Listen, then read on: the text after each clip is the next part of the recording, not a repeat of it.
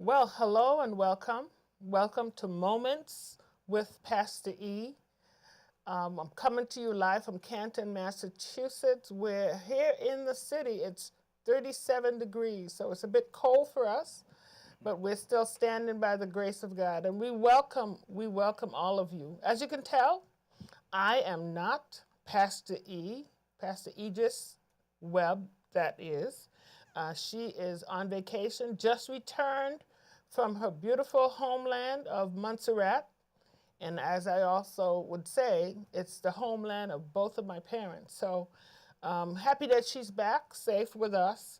And you'll see her hopefully live tomorrow when we're back in this very location for services at 9 o'clock.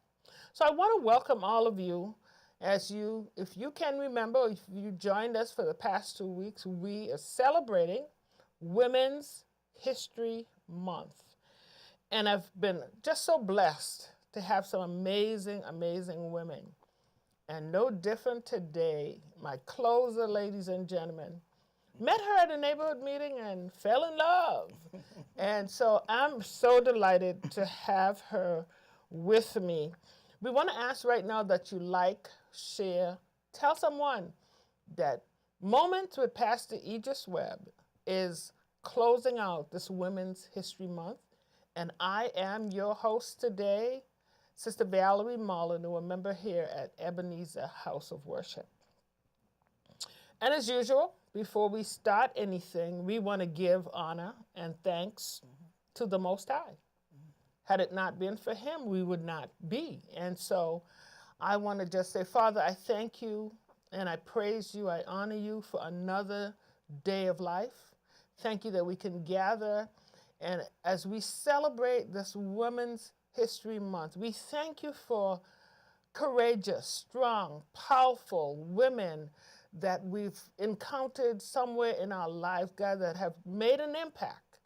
And so I thank you for the opportunity, God, to share and to talk and to learn from the women that I've encountered. And so, Father, come have your way. We pray for those that are listening. We pray you'll bless them and help us all to enjoy a wonderful time together. In your name we pray. Amen and amen. Thank you, thank you, thank you, thank you once again. It is an honor.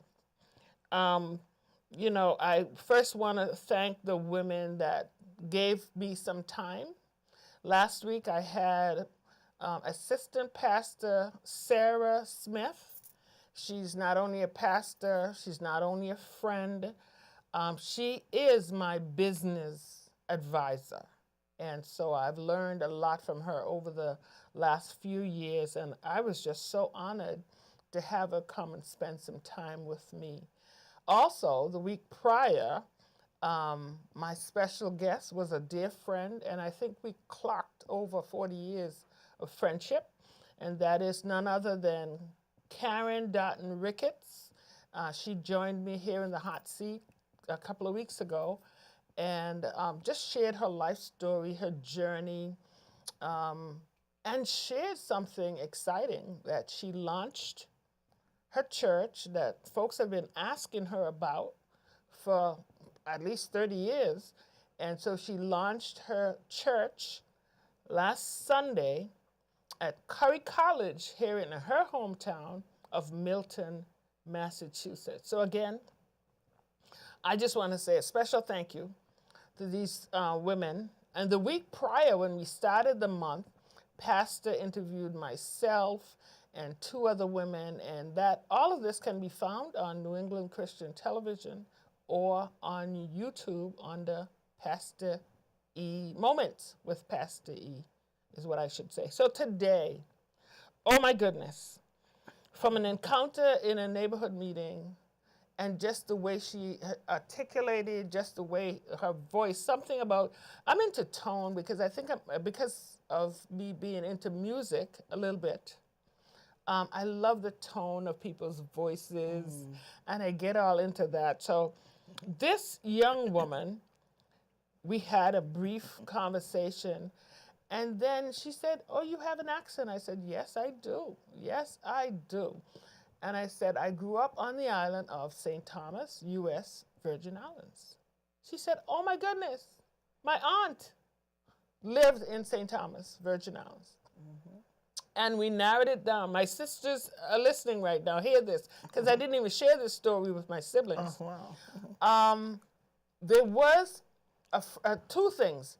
A Franklin clothing store. So as a teenager, this is where we would get our dresses for church. And directly across the street was an apothecary. All right? We know them today. Pharmacies, right? Mm-hmm. Okay, this was an apothecary there, and all of this was directly across from the market in St. Thomas. If you're familiar with the market, the apothecary, and then Franklin, we get all our fancy clothes for church. And so she's telling me, oh, her aunt, and I said, oh, wait a minute. My mom, family, until I broke away and went to the Baptist church, but my family was holiness. And I said, Armstrong, that's a name that we know.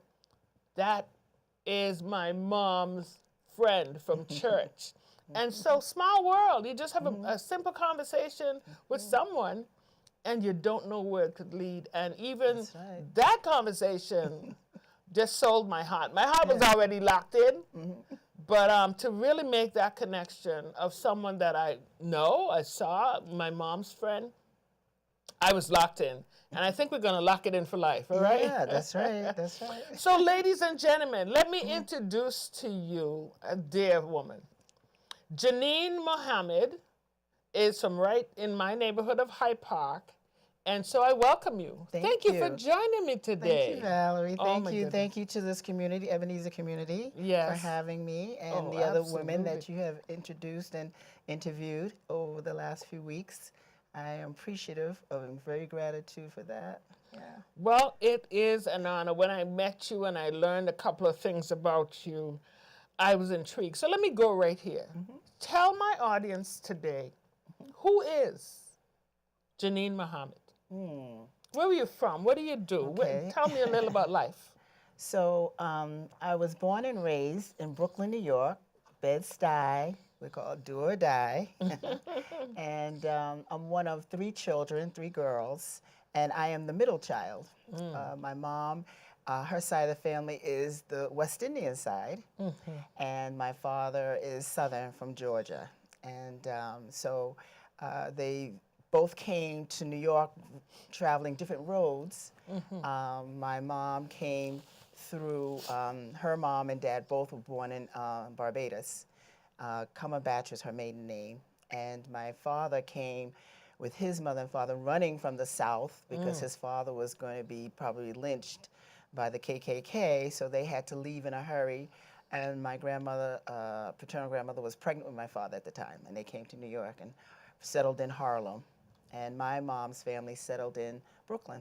Well, they were in Harlem first, too, and then they bought a house, great-grandmother bought a house in Brooklyn, Bed-Stuy. So that's where we grew up and lived. And your wife, a mother, any of that? Where did you work? Yes, I am a mom of 7. I'm a wife. I came here to Boston, in '72 to go to Northeastern. And that's where we met a dear friend, a common friend, Barbara. Yes. And I've been here ever since, and I got married. I have 7 children. I'm a grandmom of 9. Wow. Just had a new one in February 14th. And so we've made a family here and settled in, and, all my children are pretty much grown now, and, just taking care of grandchildren. Empty nester. Yeah. Empty nester, yes, really. Well, like I said, it's a privilege having you, and I hope my audience will take a close look at your attire, because you're doing a little bit of advertising, your hat and your shirt. And we're going to touch why you're wearing them in a bit. Okay. But as we celebrate Women's History Month, I want you to think and to tell me, if you will, 2 women throughout your lifetime, 2 women that have stood out to you, have made an impact, lasting impact on helping you to develop, helping you to be where you are today. Right. I always give grace to my mom, Ethna Lorraine Cumberbatch Brown. She raised us along with my dad, and we lived in a generational household with my grandparents.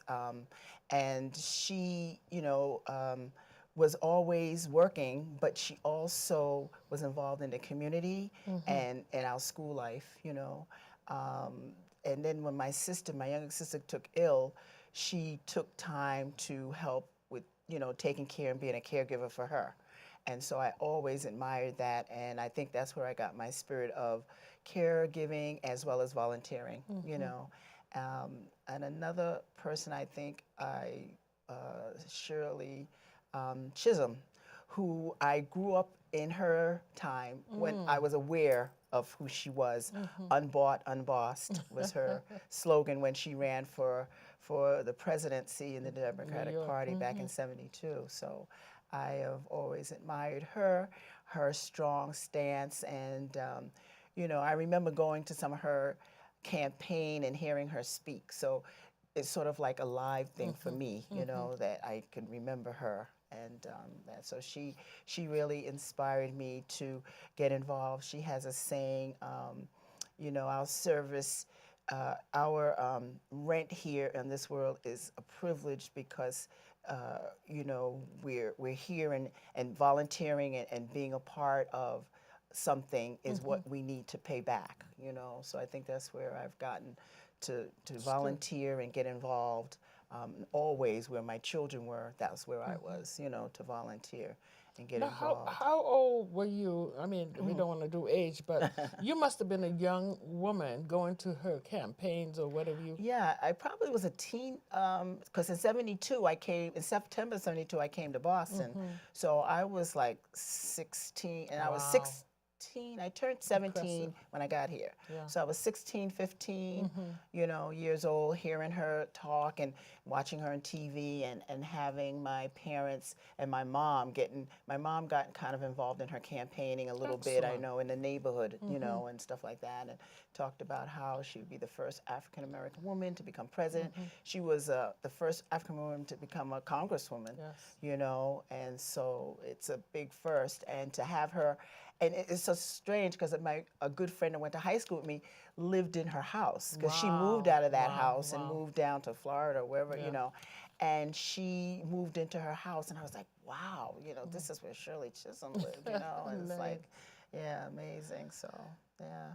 If you were doing this at 15, 16, 17, that's impressive because today's 15, 16, 17-year-olds, that is not what they, we're caught up today in your gadgets. Right, very far and far in between that you find a teenager nowadays. That there are some out there, because I've ran into some. I think during my time when I lived in Dorchester, I was involved with the Teen Collaborative, I think it was, and I was like the mentor for the teens in my community where I lived in Dorchester, So and there was some very astounding women, young girls who were just very much wanting to be involved in the community and in politics and helping out their community. So there is a couple, my granddaughter, not my oldest, but my next to oldest, goes to Mother Caroline, and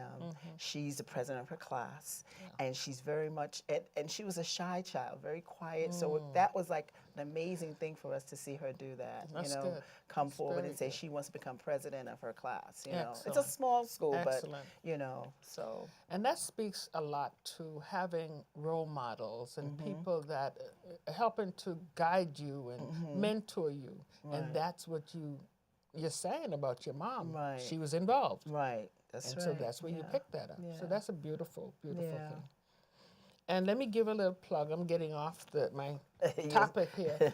But I look to the name Shirley Chisholm always just dings my heart because in 1975, when the first National Vitiligo Act was presented in Congress, when I saw her name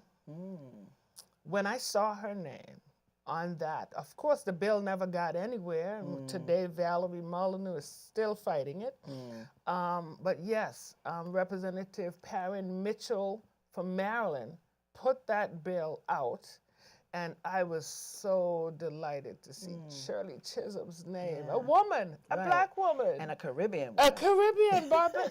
Listen, that thing moved me. I think I had tears. And Yeah. so just you raising her name today just does something to my body, you know. So Yeah. thank you for that. Yeah.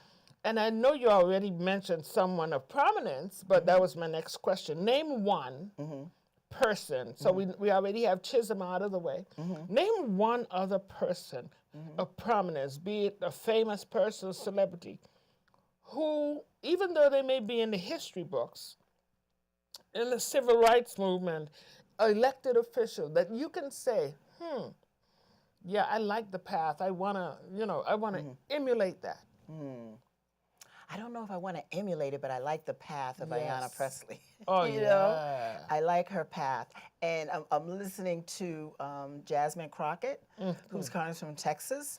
I like her path. Oh my goodness. Because she speaks up. Oh my goodness. And she's unbought and unbossed. Yes. So far I see. We're gonna adopt that phrase. Yes. Yeah, yes. write that down for me so I don't Yeah, forget it. unbought, unbossed. I like that. Because she was like unbought and unbossed.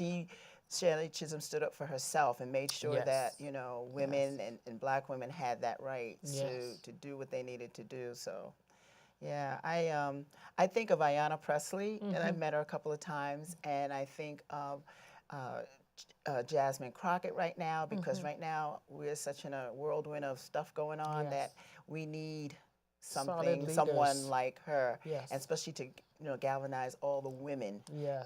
Because sometimes the women are the ones that get those things done. Absolutely. Absolutely. Yeah. Now, years from now, and we're talking this generation today, years from now, as they look back, Janean Muhammad, she's done what for me? What do you want them to say, the next I generation? want to say that she was committed. When she says she's going to do something, she's going to commit to doing it, and making sure that I can bring somebody else along with me, that I don't do it by myself. Yeah. And I never wanted to be a leader. I'm always that second in command, I always said. I like to be that second person in command.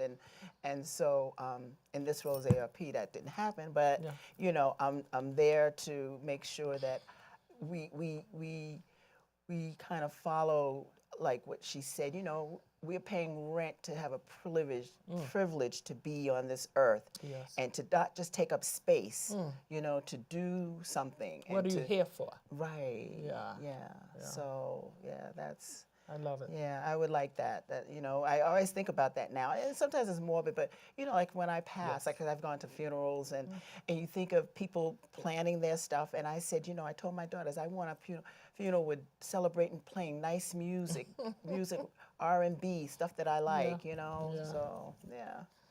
Well, we could do that. We could make these plans That's and lay right. them out for your kids to know Yeah, what your definitely. desires Write are. it down. I keep telling them, so they know, and then, I'll write it down. So. Yeah. And don't put all the money in the casket. No. Give it to someone. Help someone else along the way. That's right. Listen, as we talked about these things, the women's piece, in our community, let's talk now about your role in our community, not just the community of Hyde Park where we live, but overall, the Boston community, the Commonwealth of Massachusetts, the whole community. Let's talk about your role first with the Daddy. How did the Daddy and Me program, orchestrated by yourself and your husband, how did that come about? So the Daddy and Me program came about it came about through one of my sons, Marzouk Muhammad, who has since passed 2018. He started it in 2018 when his firstborn, his son Amir, was born. And he wanted to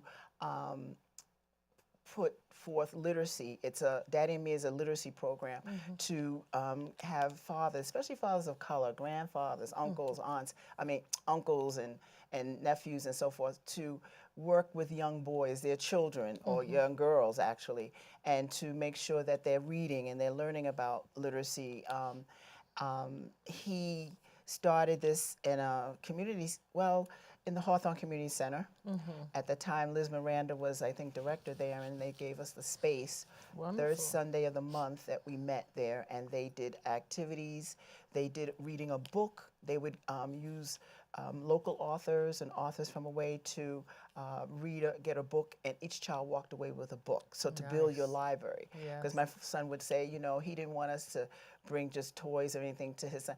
Bring a book, you know, bring a book, and then to build the child's library. So that's, you know, what he started this program, and he got a lot of his friends. He went to Dartmouth, and a lot of his friends are like all over now. And so when the pandemic hit, being virtual, it kind of helped because we were able to reach those who didn't live no longer in Boston, that lived, you know, in D.C. and in Maryland and in Washington and so forth. So this program is still going on, third Sunday of the month. The Daddy and Me Literacy Program, they do a book. My daughter, who kind of administrated the program, they get books from local authors, other places, and they send the books to the children and the families, and then they have, a lot of times now the children are reading the book, because first they started out when they were little, now they're able to read, so some of those children are reading the book, and there's all kind of topics, and then they try to, a couple of times my older daughter has done, she's a STEM teacher in the Boston Public Schools, she's had done activities over the, you know, virtually. But when we were in person, they were doing the activities in person, having a snack, and it was a good chance for the dads and the uncles and even moms, they weren't excluded, to socialize and network, you know, and they did that every third Sunday. We've expanded it to do summer pop-ups. She's gotten grants to allow us to do summer pop-ups at beaches, local beaches, where they're trying to get people to save the harbor, to use the beaches more and things like that. And we do pop-ups a couple of times in the summer. And then we do a big annual event, which will be the fourth one this year. It's called the Daddy and Me Family Fun Day. And that's held here in Hyde Park at Martini Shell Park and Truman Parkway. And it's a big event, and we have, you know, snow cone machines, and we have tents of STEM tents and face painting and arts and crafts and entertainment and what else? It's just a really nice event that we try to have and bring people together. Different groups have really volunteered their time and their space and to help us out. And so this year it's going to be Saturday, June 7th. Is that the first Saturday of the month? I think it's 7th. June 7th, from 11 to 3 at Martini Shell. And we're inviting everybody in the Boston area to come. There will be information coming out soon for you. It's free. You know, everything is free. So come on out and enjoy the day. We're trying to get some canoes out there on the water, the Ponset River. So that's something that, you know, so we're looking forward to that. So that's how that came about. And his sons are now, Amir just turned 9, and his younger brother just turned 7. This weekend he's having his little birthday party. So they've grown up big and strong, and we're trying to keep connected with them because now Mom is raising them as a single mom. And so it's, Well, I think what I like, what I'm hearing, I like, but I particularly like the fact that because he died, it didn't stop. No, the legacy goes on. Oh! Yeah. All right. And it's a struggle. It has been a struggle.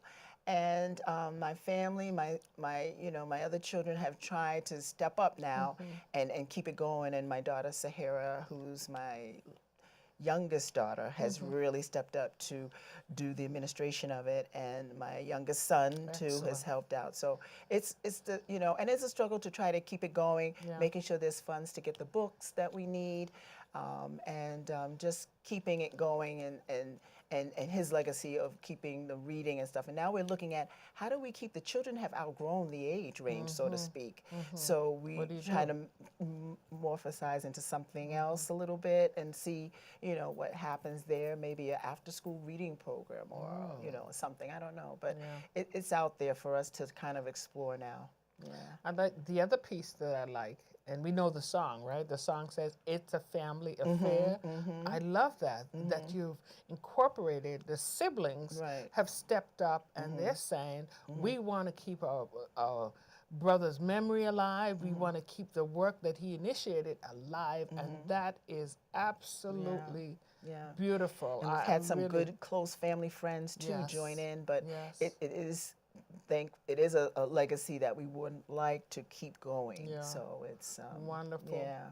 Well, just putting it out there that Vit Friends, we do have a reading initiative. We go into schools, we go into libraries, we go into the YMCAs. For example, this coming Monday, I'm at the Hyde Park Library there's a 1 or 2 daycares that's bringing kids. So, of course, they're going to be on the young side. But, hey, you're never too young or never too old to learn something new. So we go and we read about vitiligo. These storybooks are by authors with vitiligo. So in a sense, they're telling their story through these books. And so we read the books and we share about it, have them touch our skin. And then Mattel, the doll maker, have supplied us with some dolls. So we get to show them dolls with vitiligo.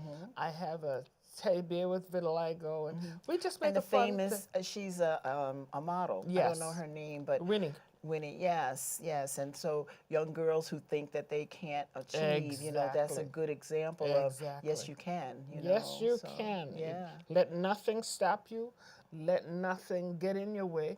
You can achieve. You can be all that you were made to be. Right. And so not because you have a skin condition, not because you have psoriasis, not because you haven't, the list goes on. Right. We won't let nothing stop us.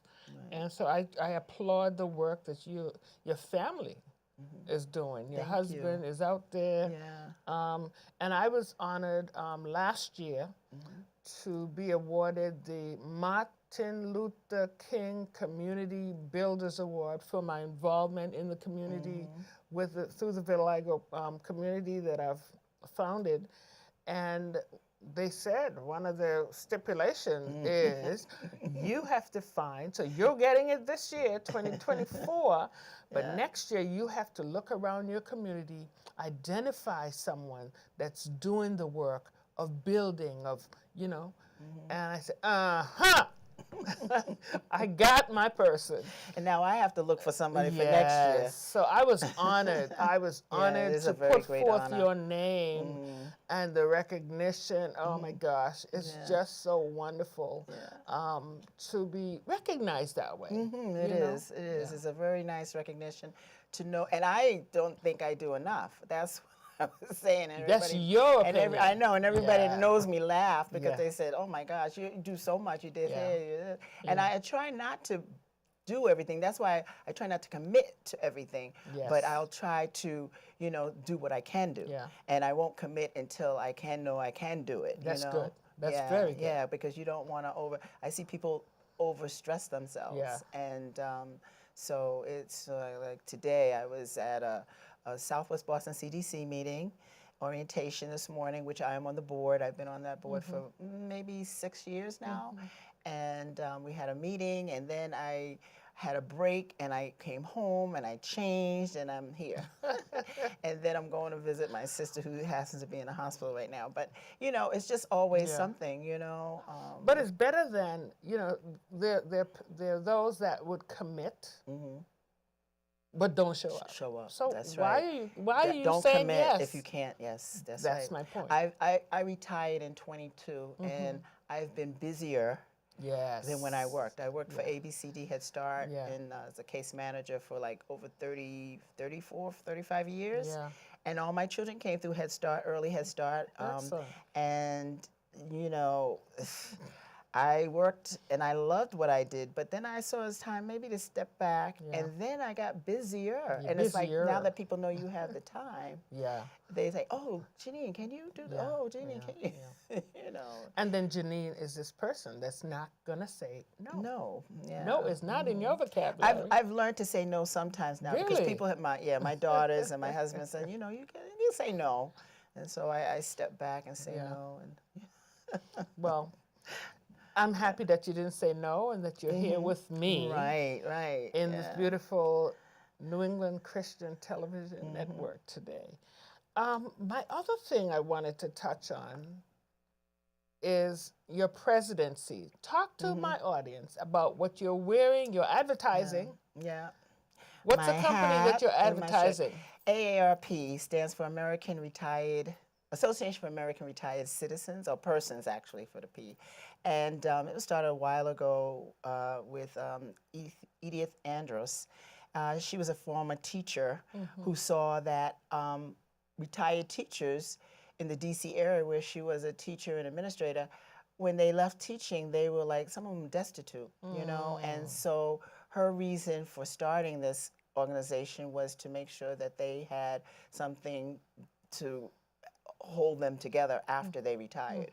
And so it's now called AARP, and it's it's the largest nonpartisan nonprofit organization, they say, and over like 800 chapters. Wow. In the United States, Puerto Rico, and the Virgin Islands. And in Massachusetts, though, there's only 2 chapters. Well, let's hold right there. How and when did you, because these cards come out in the mail when you're 55.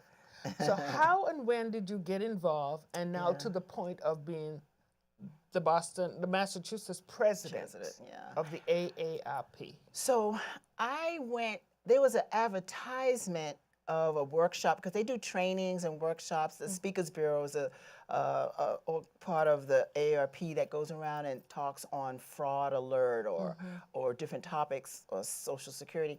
And they must have did something on housing or something that interests me and my husband. So we went. It was at 12th Baptist Church. This was 2015, I think. And we went, and then I said, so I joined, and I had heard about AARP, and I think I was a member because I was getting the magazine, you get in the bulletin in the mail. And so I joined the chapter. He never did. He just said, no, that wasn't for him. And so I was, attending meetings when I can, because, I was still working full time, but I was able to attend the Saturday monthly meetings that we had. And then, the past president was in there for a while, and she, said, she was looking at me for president. I said, oh no, I can't do that. And then, I don't know, when it came for elections, I was trying to hide, and then I popped out, and they said, her, let's nominate her. And that's how I got nominated. And I kept saying, I can't do this. I had just retired. What year was that? Just retired that. Wow. And because we were having the Daddy and Me, because usually they do the installation of new members, new officers that in June. We were having our Daddy and Me June event, and I couldn't attend. So I thought I got out of it, of being the president. Oh no, we'll hold it in September. Oh boy. The installation. So they did, and I said, well, I'll do this. Let me see how this goes. And I remember asking the past president, so where do I go? She said, nobody trained me. I just kind of picked it up.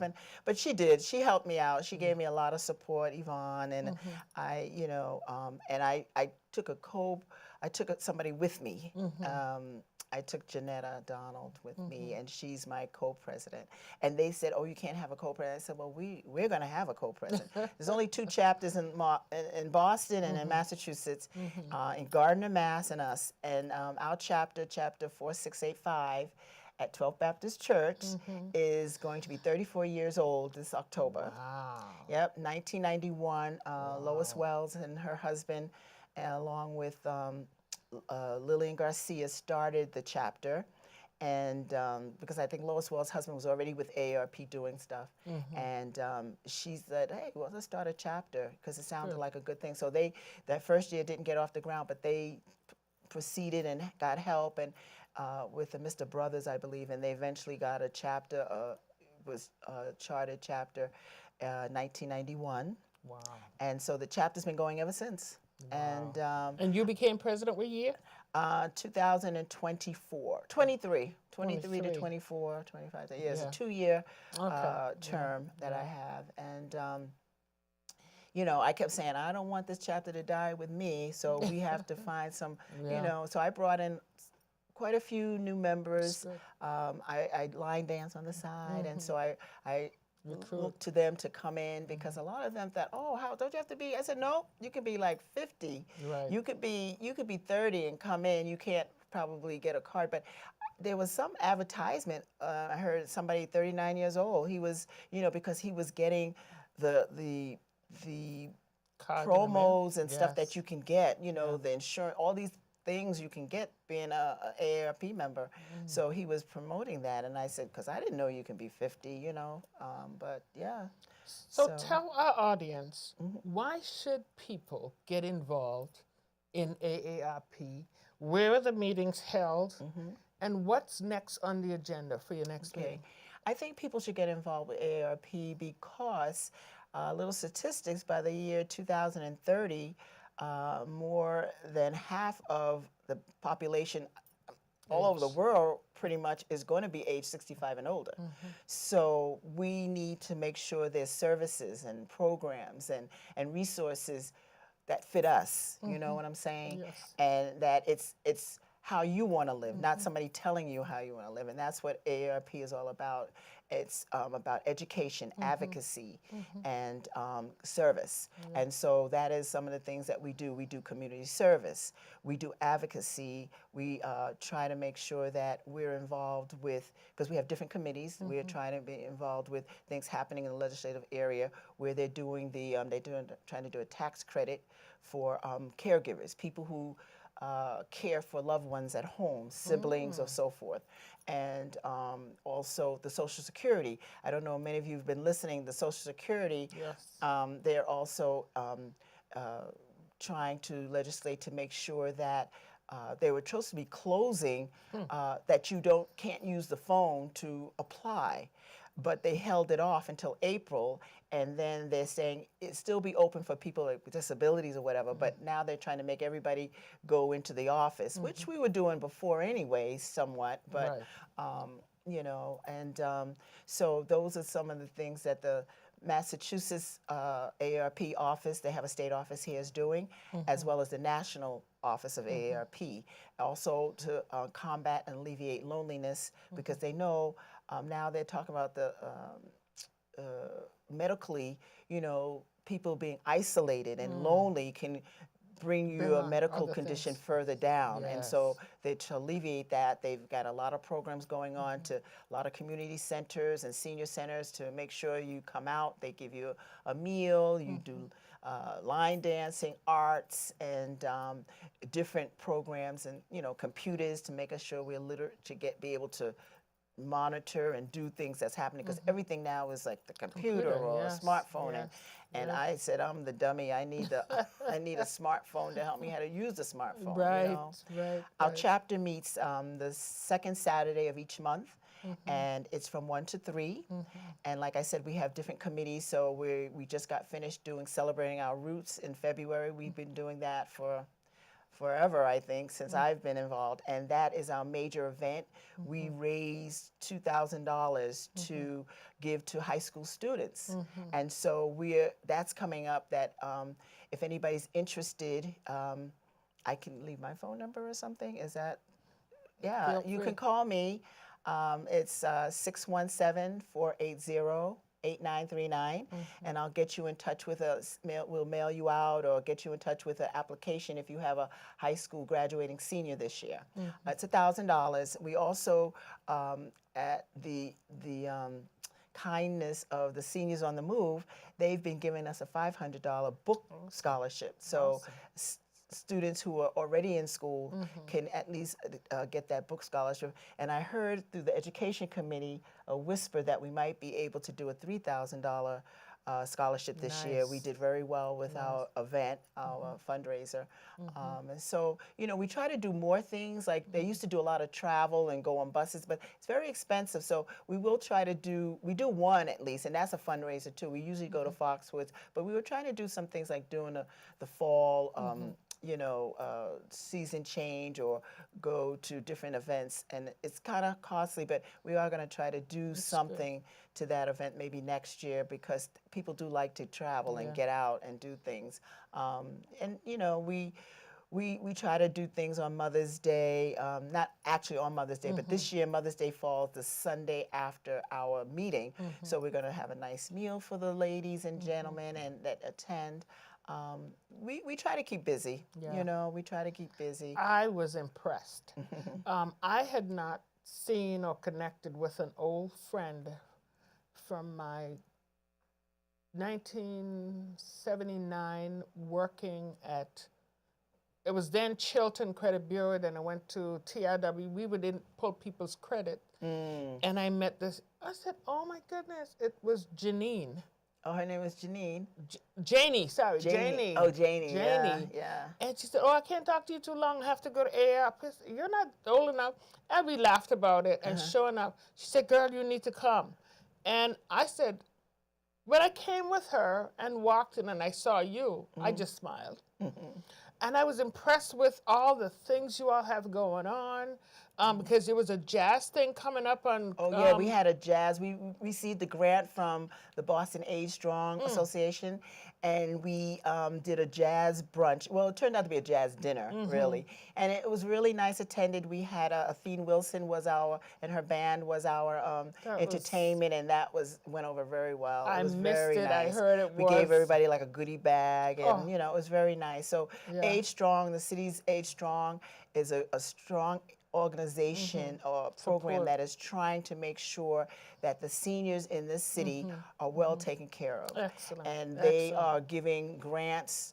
You know, you apply for grants to do different programming. As long as you know, hold to that area, like making sure that it's going to fight isolation, getting the seniors out of the house and, you know, involved in things and activities and stuff like that. I was blown away.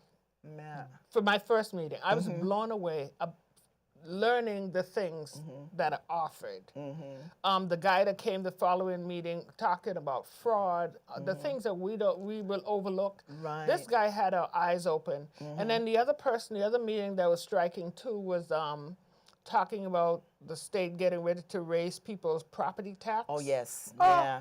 Well, that's a Mass Senior Action Coalition, I believe it's called.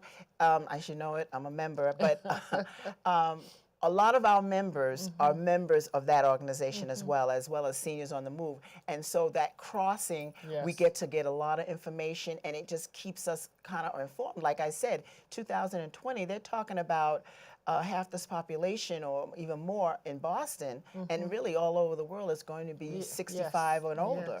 So we want to be prepared. That's right. And know what we can do. And the Mass Senior Action Council has done a lot of advocacy in the area of legislation. So if you like legislation and being involved in that way, the ladies wear and gentlemen wear their blue stuff, and they go out there to State House and represent, you know. Well, the thing with me, once I learned something, I'm sharing it. So my first meeting, I was alone. But my second meeting, I was not alone. I had Pastor E, I had her sister-in-law, I had my high school. Listen, I brought people. Right. Because the information is like, I first asked them, do you know that?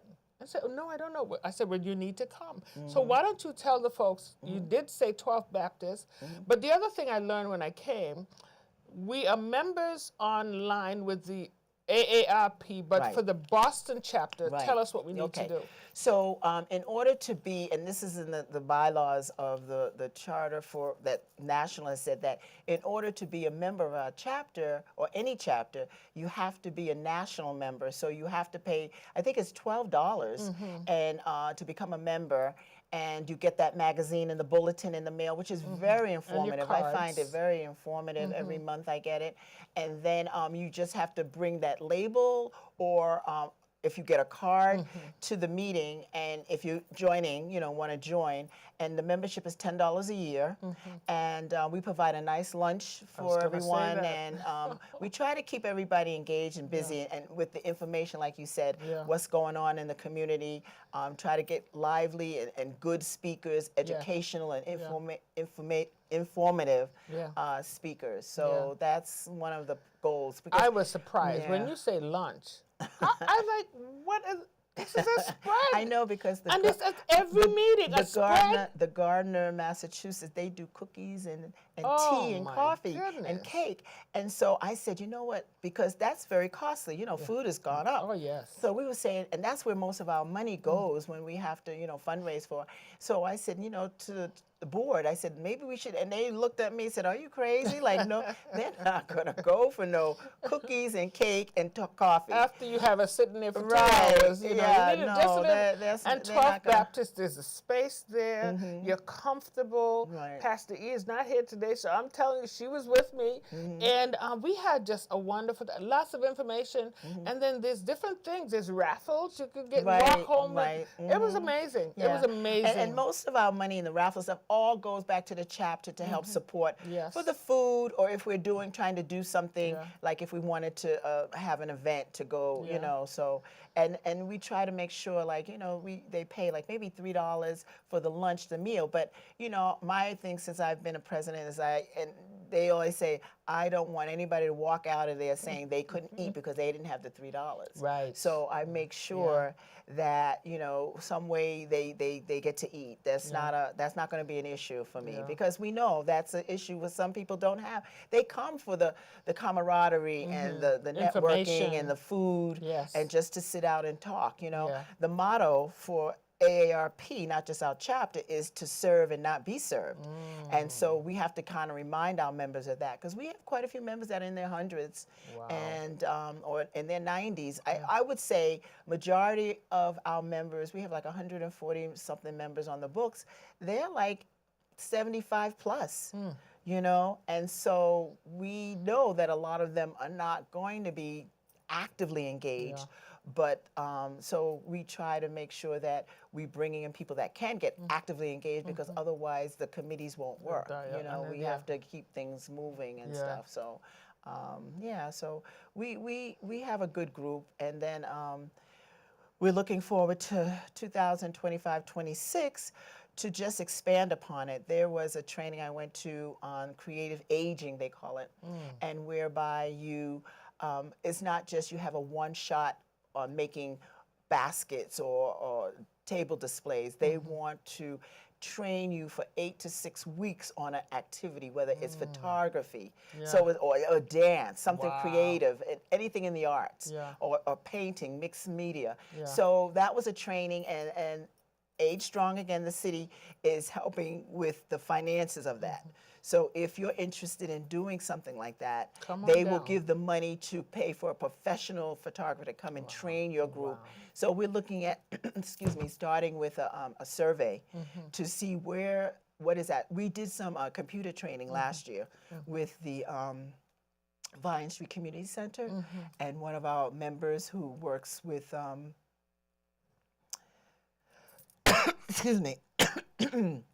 she works with the, what is it? Computers go home, tech goes home. Excuse me. Yeah. I would say to anybody out there listening, they need to, if you are 55 and older, you just need to come once to get the information. These are things that we don't. 50. Yeah, just come and start to see what it's like, and get involved. Yeah. And bring somebody with you. Absolutely, absolutely. I'm not coming alone, and I've done that, made that my commitment to doing that. Yeah. And I've enjoyed. I've learned. I've gained knowledge, and there's lots out there that we don't know about, and we're not going to know it just sitting in our houses watching television. It's not there. Yeah. And so I appreciate the work that you're doing. You've been doing this, like you said, as president.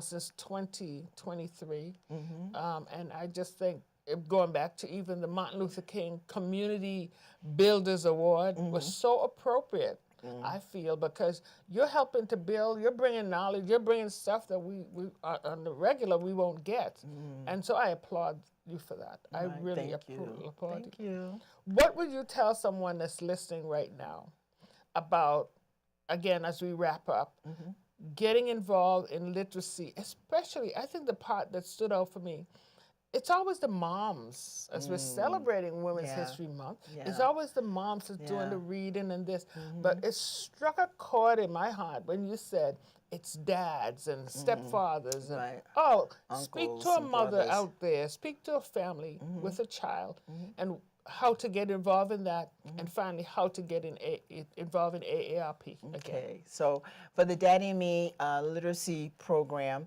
the it's Daddy and Me Boston dot com, or is it .org? I think it's .org. It's .org, and daddyandme.org. daddyandmeboston.org, and to get involved with that. You don't have to be a dad. He started that with that because he's a father, and but this way, maybe mentorships can happen where your son will meet with a father who has a child around your age, and he can say, hey, does he like baseball? And we're going to do baseball. Let's Connect. So yeah, connect. So the event that we're going to have in June 7th is a great time and opportunity to come out and meet, because a lot of the dads have come out and they bring their children, and I like to see that too. I love to see a father, when I was working with ABCD, father come in to register their child for the program. It just warms my heart, and I try to find all the resources out there for them. The AARP, getting involved, because we all are getting older, and we want to have it our way. So in order to do that, we got to be out there and see what programs are out there, and make sure they're programs that are fit us, that are going to be generated for what we want, how we want to live our lives out. And so in order to do that, you need to get involved and be present. There are so many programs out there. The Boston Children and the Boston Family and Children's community centers, a lot of them have senior programs. 311 is a great number to call to find out all the information if you're interested in something. Where can I go? The Grove Hall Library has a senior program. One is in Mattapan. They have senior programs all over that you can get involved in and get active. And from there, it just spreads. But you'll find out about different things throughout. And I just think that, if you don't move and you stay stagnant, you don't grow. And then, and if you have people looking at you, they don't grow. And so we need to make sure that our children are coming up, our young adults are coming up, and they're getting involved politically, especially now in this time. They're getting involved in knowing about what is going to be like to be a senior, and making sure that if we set the pace, then when they come along, it'll be there and maybe even get better, so. And again, it goes back to what you said earlier. At 16, 15, 17, whatever you were, and you had the mindset, you could have said, I don't want to go, I want to stay home and read or whatever, but you were involved getting into the Shirley Chisholm campaign, whatever. That touched me. And so I hope that somebody watching today receives this and learn from just these various women that I've had on, things that you can get involved and things that you can do. And to cap it off today with Madam President of AARP, because we're all aging. Can't duck and run from her. No. Age is coming on. That's right. And so we got to be prepared. We got to be in the know. That's right. That's right. Yeah. So I thank you. I thank you. I thank you for joining me. You're welcome. Thank you again. And thank you, the Ebenezer community, for having this voice to speak. Not just Christian, but I became a Muslim back in 1973. And so that community is a growing community here in Boston. And so all communities, the Greater Boston faith organizations coming together to make sure that it's better, and that we all have the same commonality, and that we do better together. That's right. Than alone. Strengthen arms. That's right. That's right. Yeah. So before we leave, I ask my team to put up this quote, because when we think of Women's History Month, oftentimes we think that it's just relegated to mothers, but there's so many women out there that are not mothers, either by choice or by medical condition or what have you. But here's a quote I read that I like from Coretta Scott King. it doesn't matter how strong your opinions are. If you don't use your power for positive change, you are indeed part of the problem.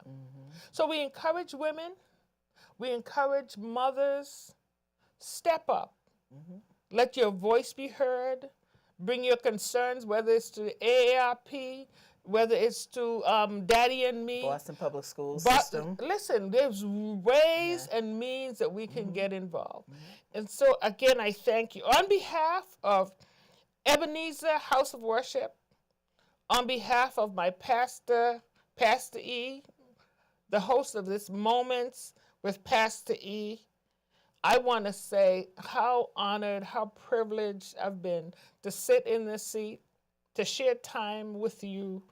And I just pray that you've enjoyed our time together, that you've walked away this month with something. And my guests today have left a phone number. Do you mind repeating that number? 617-480-8939. So leave a message and I'll get back to you because, you know, we have the scholarship and it's going to be due in April, near the end of April. So we want to make sure that those who might need the scholarship get the scholarships. Amen. You know? Amen. Again, I thank everyone for joining. If you are looking for a church to be at tomorrow, 9 o'clock in the morning to 10 o'clock, 1 hour, right here at 960 Turnpike Street. That's Route 138. In Canton, Massachusetts. My name is Sister Valarie Molyneux, and I want to just say a special thank you to Pastor E. She's watching, critiquing, and she'll let me know. I just thank you for this honor. May God bless you. May God keep you. May his face forever shine upon you. That is my prayer for you. And truly, it was a joy. It was my privilege to speak to you. Share this with someone. It's on YouTube as well as on Facebook. God bless you until we meet again. Bye for now. It's really good.